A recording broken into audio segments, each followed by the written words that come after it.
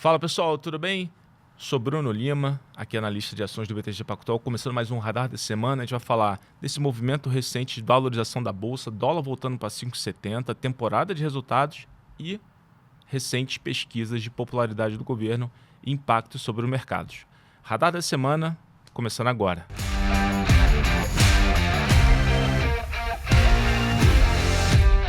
Pessoal, começando então mais um Radar da Semana aqui com vocês. Vocês estão vendo, né? Estou aqui substituindo os gloriosos Gerson Zanolese e a gloriosa Marcele Gutierrez, que está se recuperando em casa. Dois grandes convidados aqui comigo. Primeiro convidado aqui da bancada, Felipe Miranda, sócio do BTG Pactual, CIO da Empíricos, analista de longos anos de mercado financeiro. Pô, isso não precisava denunciar tanto. A careca fala por si só, né? E a barba branca. Prazer estar aqui com vocês, aprender com vocês. Vai ser um papo muito rico, tenho certeza. E companheiro também de equipe, Luiz Molo, analista aqui de ações do BTG Pactual. Fala, Bruno, Felipe. Bom dia a todos. É um prazer estar aqui com você. No caso, eu sou criança aqui ainda, mas vamos ver o que a gente vai fazer. Boa, vamos lá. Bom, acho que de bate pronto aqui, a gente viu uma valorização do Ibovespa no início do ano. Seja em reais, seja em dólar, né? Seja o EWZ. Te confesso de cabeça agora eu já perdi um pouco a referência, mas alguma coisa ali de 16% o EWZ no ano, né? O câmbio voltando para 5,70, Ibovespa se valorizando. Tem muita coisa no aspecto micro também que até andou mais. Filipão, aqui você atribui esse rally, né? Essa boa performance de curto prazo, pelo menos até o momento, dos mercados, e lembrando também que emergentes como um todo, até numa sexta maior, tem performado bem, né? Claro. O Bruno, acho que são várias coisas, né? Meio acidente de avião, né? Nunca é uma coisa só, né? Uma valorização tão intensa e inesperada, né? Todo mundo queria só comprar dólar, né? Brasil tinha acabado mais uma vez e tal. E acho que a primeira coisa, você usou alguns verbos que denunciam já um pouco do que representa esse movimento, né? O dólar voltou, né? O Ibovespa se recuperou, né? São coisas assim.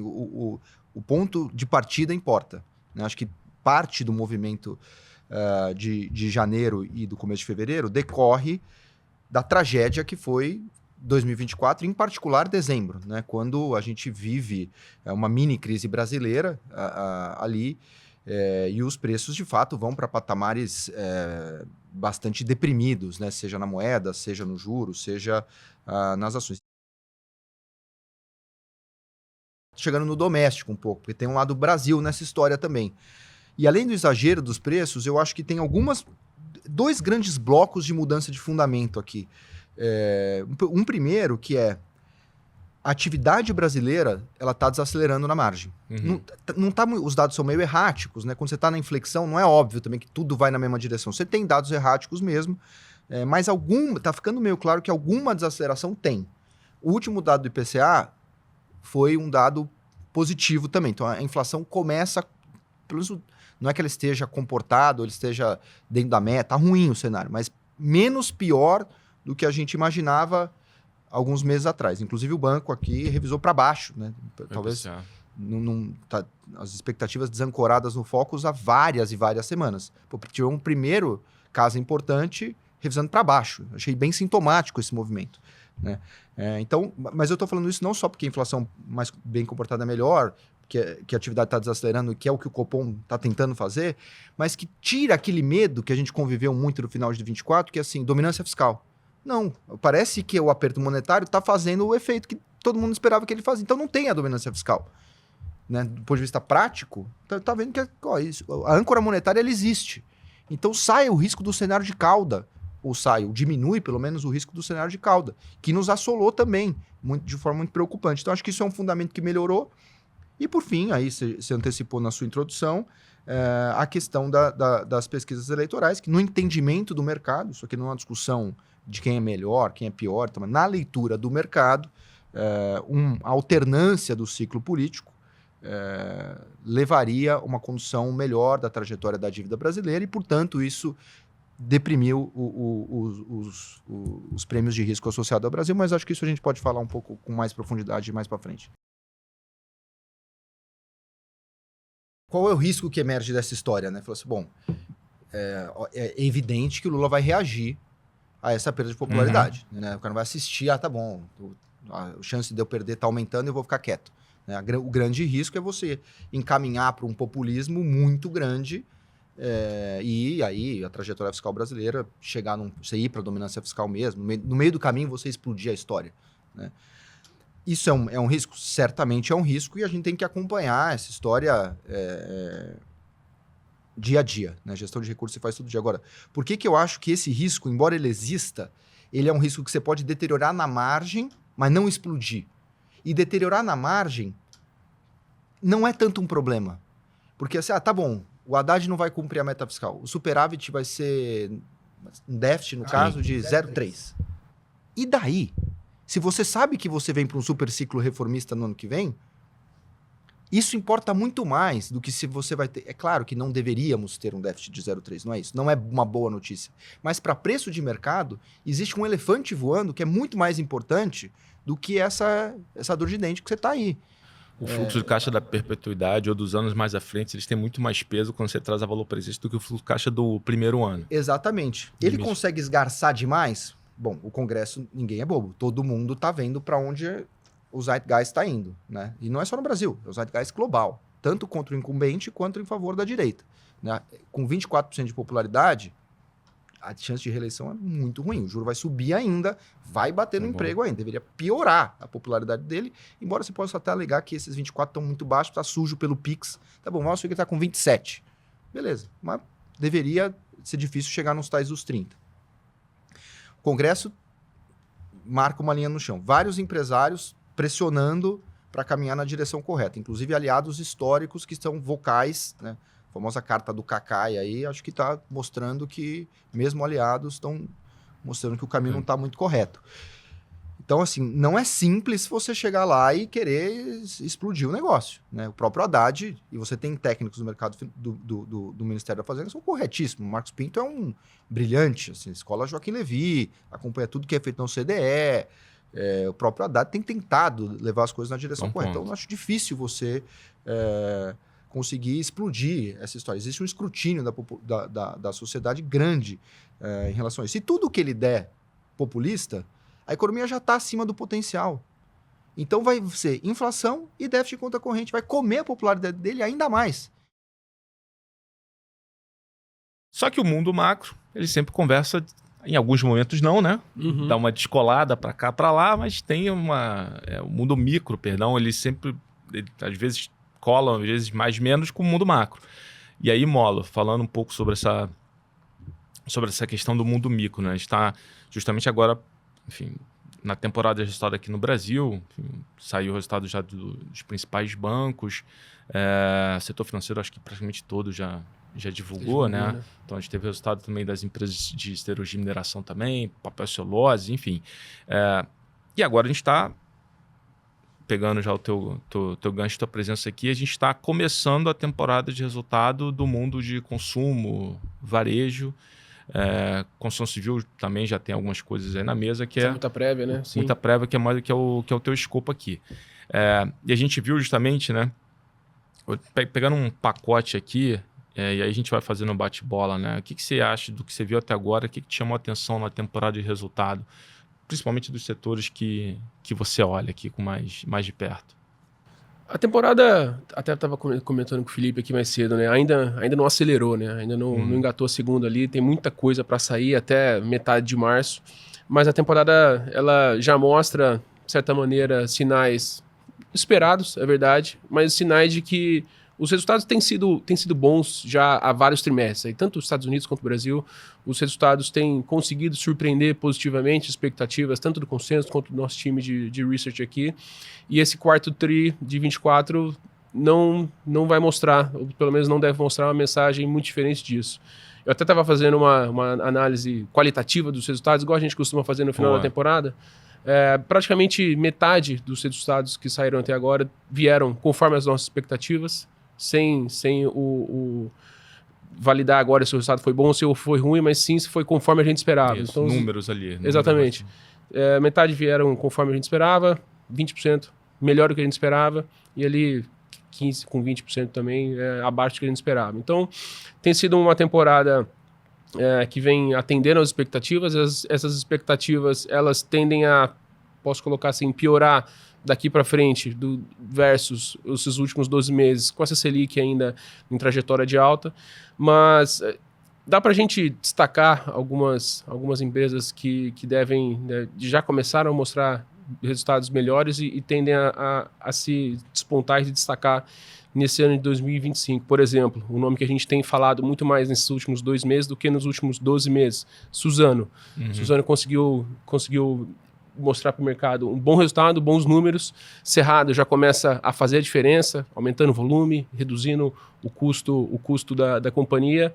E ela está conseguindo mostrar esses bons resultados, mesmo com um preço de celulose que a gente tem julgado potencialmente nas mínimas. Então seria um dos destaques que já divulgaram o resultado nesse quarto trimestre. Outro nome, por exemplo, que a gente tem falado também muito mais recentemente, muito nessa linha de devolução de caixa, de dividendos, de recompra de ações para o seu investidor, é a TIM. A TIM, ela inclusive, bons resultados ali também, até conforme a gente esperava, mas o destaque desse resultado foi a mensagem que ela passou do seu plano estratégico para 25 e 26, com relação a guidance de EBITDA, de lucro, de distribuição de dividendos. E o ponto interessante aqui é que a gente acabou nos encontrando em muitos desses números na margem inferior desse guidance. Então, potencialmente, uma TIM surpreendendo positivamente em 25 e 26, principalmente com relação à distribuição de dividendos. E nesse viés também, a gente tem falado muito nesses últimos meses também desse programas de recompra no geral, entre 70 e 80 bilhões de reais potencialmente sendo recomprados nos próximos... A Vale, né, pós-resultado, também anunciou mais um de 120 milhões de ações, dá 3% de ações em circulação. Eu diria que esse número está mais para 90. Mais para 90 hoje. Por aí, então, total. E assim, potencialmente também retornando muito valor ainda para o acionista nesses próximos 12, 24 meses. Muito naquela linha do carrego, que apesar da volatilidade, apesar dos pesares, o carrego deveria gerar valor para o investidor. E os resultados têm ido muito nessa direção nesses últimos 2, 3 trimestres, e esse quarto trimestre não tá diferente. E no consumo no geral, até trazendo um pouco mais para os meus setores aqui. A gente já teve Carrefour, Pão de Açúcar, Açaí também saiu agora.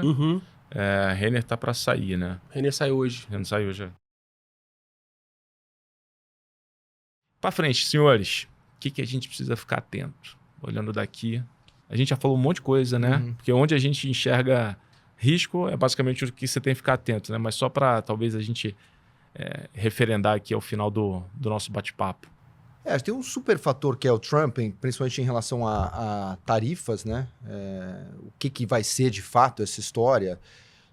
Acho que essa é uma preocupação, a gente vai ter que conviver com ela. Por enquanto isso tem sido mais bom do que ruim, mas obviamente é uma história a ser escrita ainda, né?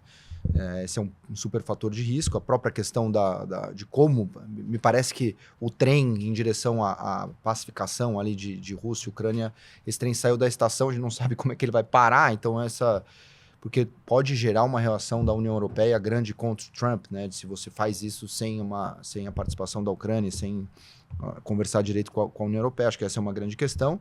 E no Brasil, essa dinâmica de desaceleração com inflação e com pano de fundo político, né? Do lado de como Lula reage à perda de popularidade, com qual intensidade ele reage, com qual força o Congresso contra-reage a isso ou não, ou se permite topar essa investida, e o que ele pode fazer sem o Congresso também. E, ao mesmo tempo, do lado ainda eleitoral, de essa confusão, esse barulho todo envolvendo a denúncia do Bolsonaro, como ele se posiciona, né? Porque também um outro risco, né, que a gente não comentou no começo, mas essa uma fragmentação muito grande da direita, né? Bom ponto. Se o Bolsonaro for registrar a própria candidatura, inviabiliza outros governadores, ou coloca a mulher, ou um dos filhos, aí você sai com Gustavo Lima, Eduardo Bolsonaro, Ratinho, Pablo Marçal, fica todo mundo ali 10, 11, passa qualquer um pro segundo turno, né? Então essa também é uma força para a gente monitorar ao longo do ano. Assim, acho que do ponto de vista macro é meio isso. Bom ponto. Molo, algum fatores? Na verdade, eu acho que vale a menção assim, de onde alocar o capital nesse momento de mercado, tanto uma cabeça ainda um pouco conservadora, por esses fatores ainda muito incertos no futuro, mas também para tentar capturar valor no médio prazo, eu diria. O setor de serviços básicos tem entregado bons níveis de rentabilidade real para o investidor, na casa de 11% real. Então, a gente acredita que existem oportunidades, até nesse médio prazo. O Eletrobras potencialmente termina o processo de negociação com o governo. Tem chovido muito nesse final de ano, então o preço de energia tem se mantido nas mínimas no spot, o que beneficia resultados de trading para as companhias de energia. A Serena acabou impressionando positivamente nessa última semana com esse ponto. Então, serviços básicos aqui entrega oportunidades. E pensando nessa potencial virada de chave de Brasil para 8 anos bons para frente, o setor de varejo acaba sendo um setor que responde muito essa virada. E como está shorteado ainda, né? Sim, como está shorteado. Que ninguém tem, né? Ninguém tem. Construção civil, mesma coisa. Quando a gente conversa com o investidor gringo e ele olha para uma Selic 14, 15, 16 potencialmente. E que também é emblemático do setor de construção civil, porque pega aqui a gente 10 anos atrás, se a gente falasse que... a gente hoje, falando com nós mesmos 10 anos atrás, falasse que o setor de construção civil ia ser gerador de caixa e pagador de dividendo, provavelmente nós mesmos não íamos acreditar em nós mesmos, né? Exatamente. Essa é uma coisa meio... Exatamente. E hoje em dia a gente está vendo isso, né? Principalmente a parte do baixa renda, como gera caixa e como está devolvendo isso para o acionista. Direcional acho que vai pagar quase 25% de dividendo. Cirela, 4 vezes lucro, pagando dividendo a rodo também. Exatamente. E todas elas sendo negociadas, apesar que a gente viu uma valorização nesses últimos meses, mas todo mundo ali entre 0,8 e 1,2 vezes book, o que ainda tem muito valor a ser entregue caso a gente realmente veja uma Selic caindo daqui a 1 ano e meio, o que obviamente impacta positivamente a acessibilidade do comprador e melhora todo o ambiente. Mas o Minha Casa Minha Vida, que acaba conversando muito pouco com juro, né, no curto prazo, tem sido ponto de atenção. Desde Bolsonaro a gente já achou que ia acabar, não acabou, se transformou em Casa Verde e Amarela, Lula voltou, Minha Casa Minha Vida novamente. Então é um programa que tem entregado valor para o comprador na ponta final, que é um déficit habitacional no Brasil ainda gigantesco, mas também para o investidor, para as construtoras. Então eu diria que varejo e construção civil são setores a começar a olhar com mais carinho, talvez, para a gente capturar valor. Cury subiu 40% no ano já, mas ainda do setor como um todo barato. E o varejo também potencialmente entregando valor caso essa virada de chave comece a acontecer, mas serviços básicos também é importante a gente alocar, é importante a gente olhar alguns resultados no curto prazo que a gente espera também que sejam bons e positivos e geradores de valor.